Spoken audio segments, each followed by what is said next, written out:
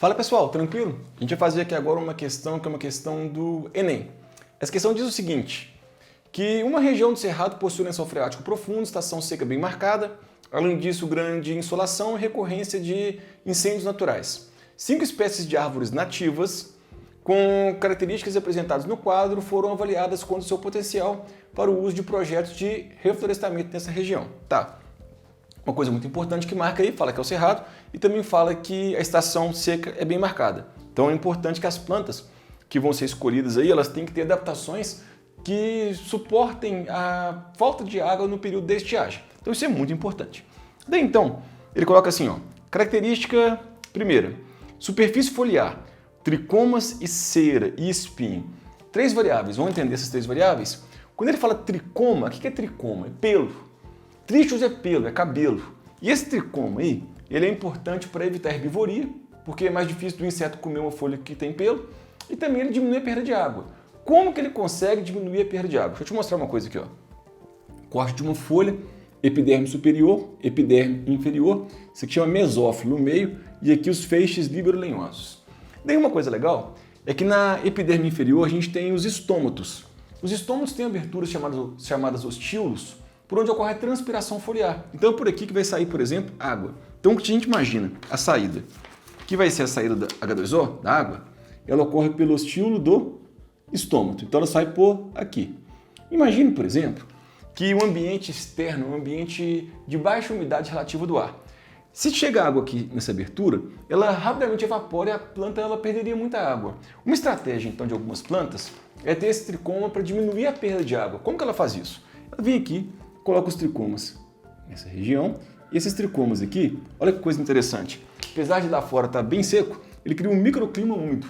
Criando um microclima úmido aqui dentro, ó, por causa do tricoma ajuda a reter a umidade ali, faz com que essas plantas diminuam a transpiração. Isso ajuda a conservar a água.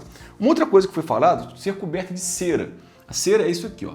A cera ela vai ficar principalmente na epiderme superior e ela tem a ver com o quê? Cera é uma substância hidrofóbica que não deixa a água sair. Então eu coloco em cima, coloco um pouco embaixo, tanto é que quando a gente pensa na saída da água, ela não sai pela epiderme. Epiderme que é essa camada aqui de cima e a camada de baixo. Ela sai pelos ostíolos dos estômatos, que são anexos da epiderme. Então é importante para evitar a perda de água. Ela faz uma cutícula, que chama cutícula impermeabilizante, e é feita de uma cera que chama cutina. E também ele falou de espinhos. Quando ele falou de espinhos, sim, a gente pode pensar em algumas coisas. Ele falou que a folha é recoberta de espinho.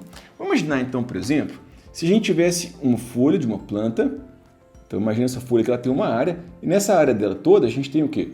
Estômatos, então ela perde água por ali.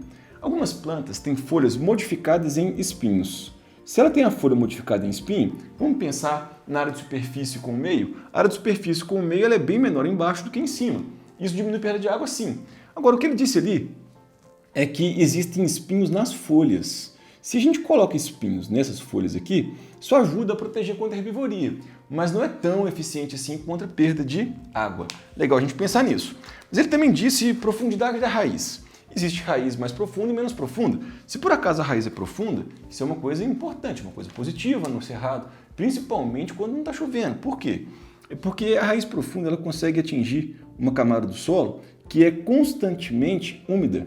Uma coisa legal, se a gente for medir a biomassa da parte aérea da raiz, tem mais biomassa debaixo da terra do que em cima da terra, lá no cerrado.